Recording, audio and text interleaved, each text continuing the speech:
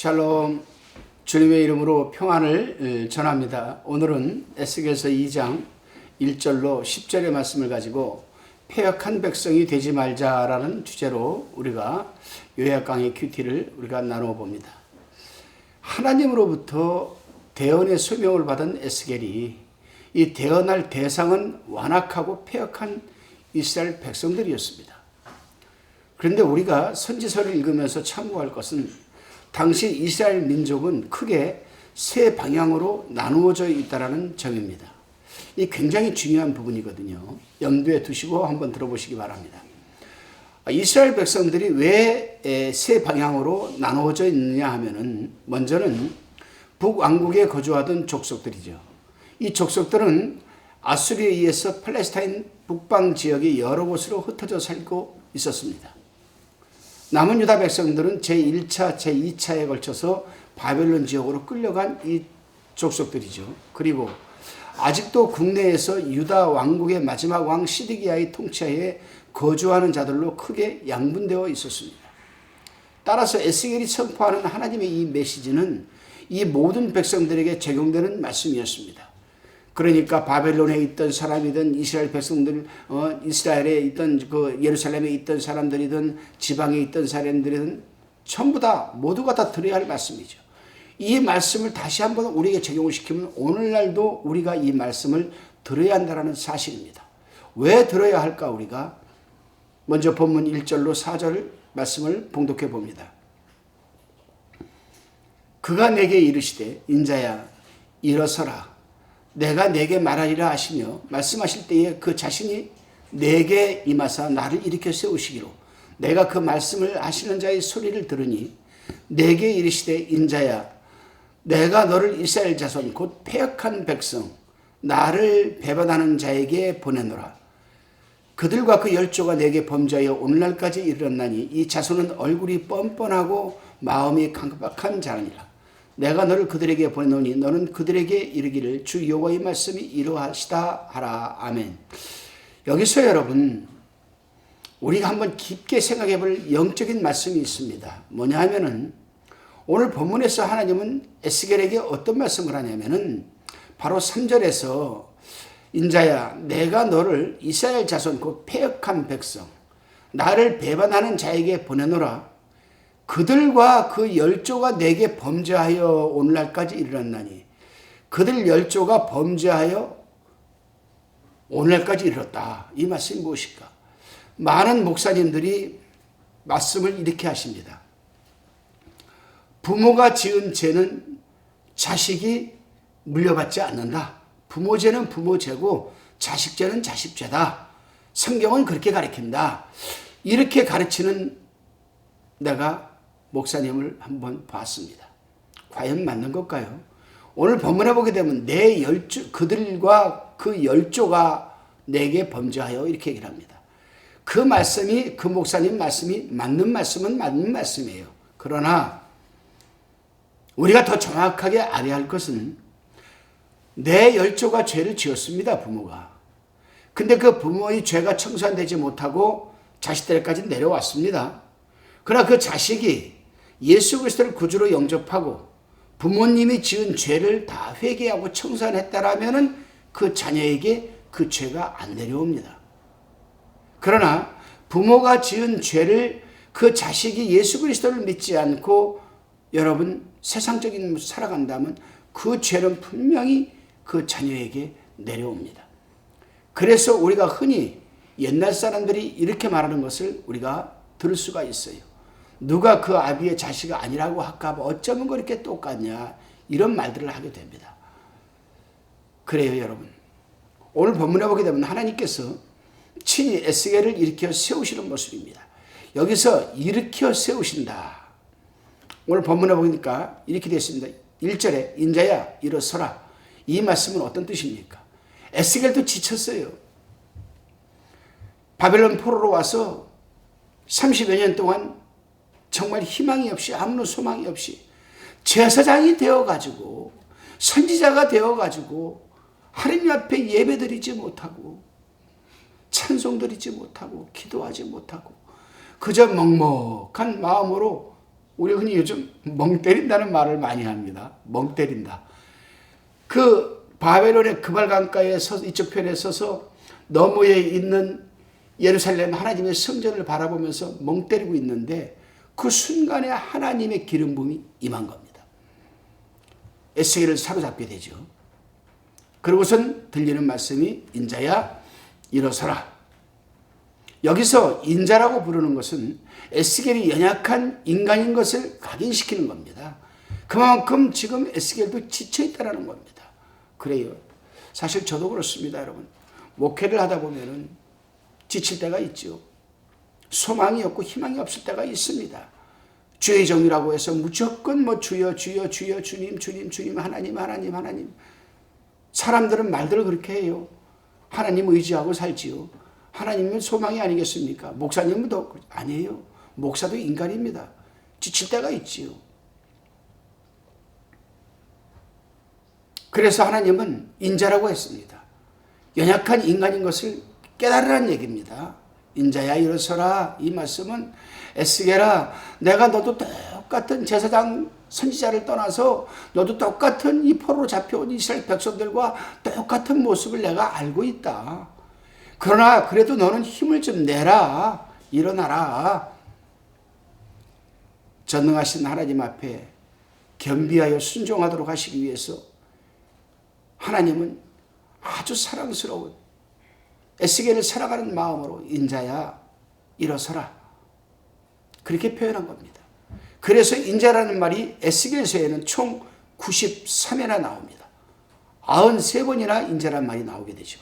그만큼 하나님께서는 에스겔을 긍휼히 여겨주시고 인간과 똑같이 연약한 부분을 인정해 주시는 겁니다. 오늘 이 말씀을 들으시는 여러분에게도 하나님께서는 여러분을 연약하고 정말 지쳐있는 모습 하나님께서 알고 계세요. 인정하십니다.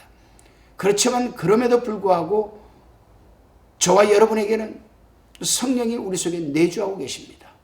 그래서 하나님은 단호히 인자야 일어나라. 우리 한번 자기 이름을 따라서 한번 해봅시다. 자기 이름을 불러서 저는 민충만이잖아요. 충만아 일어나라. 자기 이름 따라서 한번 해보십시다. 충만아 일어나라. 그래요 여러분. 하나님께서 에스겔을 보내실 때에 만만치 않은 상대에게 보내셨습니다. 그들은 불순종하는 아주 타락할 대로 타락한 이스라엘 백성들입니다. 아주 패역한 백성들이죠.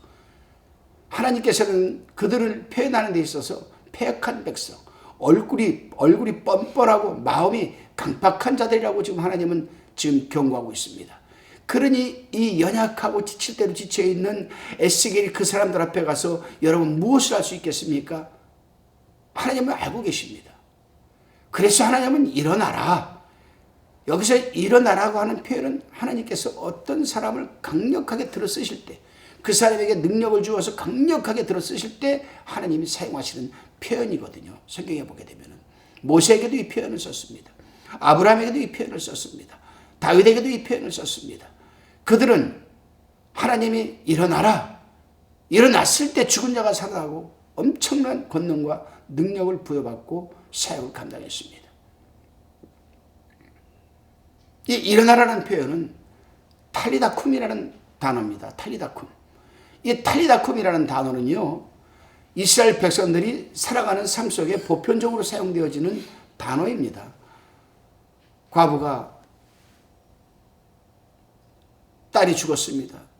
장사 지내가지고 지금 나가는데 예수님께서 그 딸에게서 뭐라고 하셨습니까? 소녀야 탈리다쿰 일어나라. 일어났어요. 하나님이 일어나라 하면 일어나는 겁니다. 왜요? 우리의 연약한 부분, 우리의 지쳐있는 모습 하나님이 아시거든요. 일어나야만 내가 너에게 능력을 줄 수 있다. 일어나야만 내가 너에게 힘을 줄 수가 있다는 거예요. 하나님은. 그래서 오늘도 인자야 탈리다쿰 일어나라. 일어나라. 그렇습니다 여러분. 하나님의 사람으로서 진리에 대한 이 감수성이 없다는 것은 그만큼 양심이 파인 맞아서 강팍한 심령이 되었다는 것입니다. 이러한 사람은요, 불신자보다도 더 강팍하여져서 쇠나 돌 같은 인간이라고 할 수 있습니다. 여러분. 그래서 이사야는 화강석보다도 더 단단한 마음이라고 했습니다. 이스라엘 백성들을. 이런 사람들에게는 하나님의 말씀이 필요 없습니다.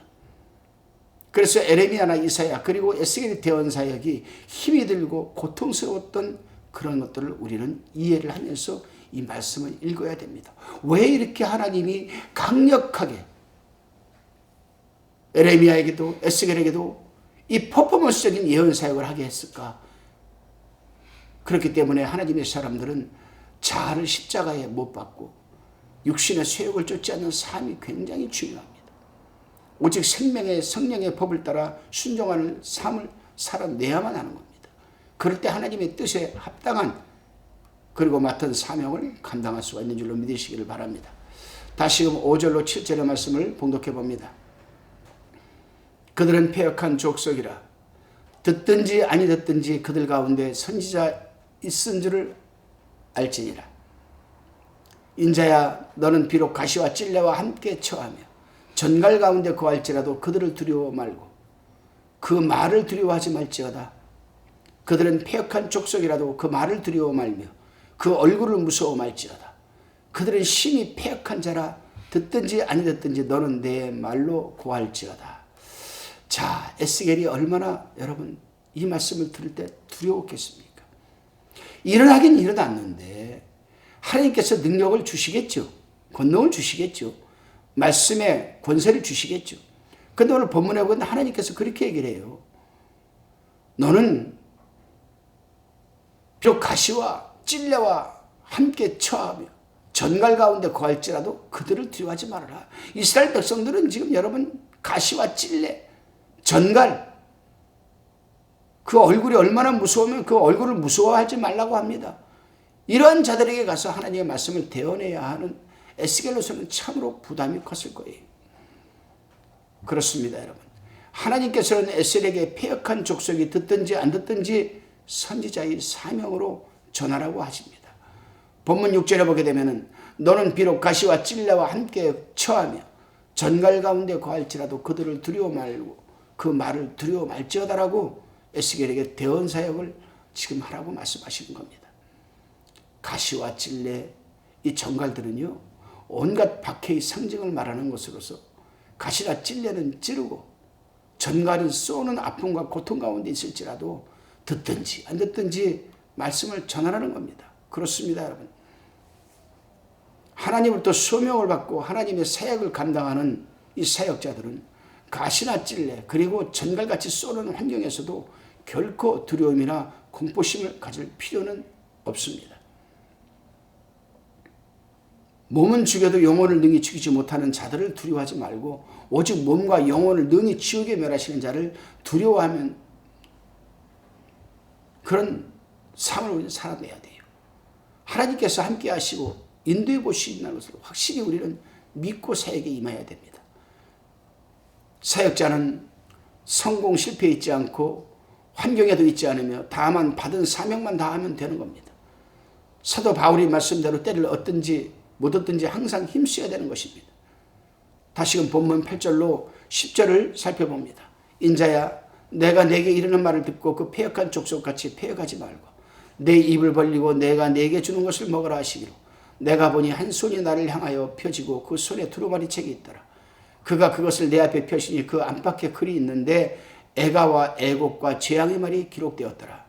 하나님께서는 에스겔 선지자에게 내 입을 벌리고 내가 내게 주는 것을 먹으라고 하십니다.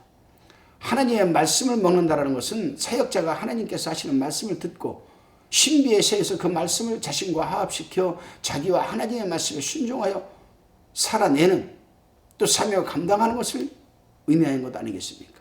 그렇습니다, 여러분. 사역자든 성도든 하나님의 말씀을 담대하게 전하고자 하는 자들은 하나님의 말씀을 듣기만 하지 말고 그 말씀을 받아서 잘 소화시키고 살과 피가 되게 하여서 영혼을 살려내는 에너지원이 되게 해야 되는 겁니다. 그럴 때 하나님께서는 함께 하시면서 우리 속에 계시는 성령께서 더 성령 충만의 시너지 효과를 여러분 부어주시는 겁니다. 기도드리시겠습니다. 주님, 우리가 하나님의 사람으로서 진리의 말씀에 대하여 민감한 감수성을 갖게 해주셔서 양심이 화인 맞아 강팍하지 않게 하옵소서. 말씀을 증거하는 환경이 최악의 상태요 설령 가시같이 찌르고 전과같이 쏘는 자들이 있다 할지라도 말씀이 증거되는 곳에는 반드시 그 말씀을 들어야 할 영혼이 있음을 잊지 말게 하옵소서. 무엇보다도 하나님의 말씀을 읽거나 듣거나 받게 될 때에는 그 말씀을 잘 소화시켜서 말씀을 전할 때에 강력한 에너지원이 되게 하여 주셔서 듣는 자들로 하여금 죄사함의 은총과 구속의 역사가 충만하게 하여 주옵소서. 감사드리며 예수님의 이름으로 기도드리옵나이다. 아멘.